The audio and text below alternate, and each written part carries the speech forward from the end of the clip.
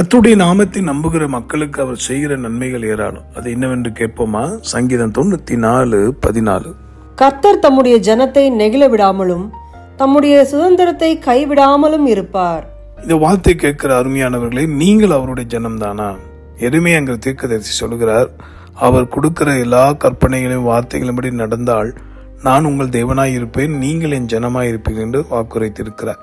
ஆக இதுவரைக்கும் நம்முடைய வாழ்விலே மனம் போன போக்கிலே கண்கள் கண்டதும் இருதயத்தில் வந்ததெல்லாம் இது நன்மை என்று எண்ணி நாம் ஏமாற்றப்பட்டிருக்கலாம், வஞ்சிக்கப்பட்டிருக்கலாம். ஆனால் இன்று மனம் திரும்பி தேவனாகி கர்த்தரிடத்தில் வருவோமானால் இந்த வார்த்தையின்படி அவர் நிகழ விடாமலும் கைவிடாமல் இருப்பார். இதுவரைக்கும் உங்களை கைவிட்ட அல்லது உங்களை வேண்டாம் என்று ஒதுக்கின தள்ளின மனுஷர்கள் மத்தியிலே பலப்பட்ட சூழ்நிலைகள் நடுவிலே தேவனாகிய கர்த்தர் உங்களை கைவிடாமலும் நிகழ்விடாமல் இருப்பார். அப்படிப்பட்ட தேவனை நோக்கி வேண்டுவோமா? ஒப்புவித்தவர்களாக, அர்ப்பணித்தவர்களாக. அன்புள்ள ஆண்டவரே, என்னோடு சேர்ந்து ஜெபிக்கிற யாவரையும் ஆசீர்வதியும். நீ கைவிடாத தேவன் என்பதை பாரும்.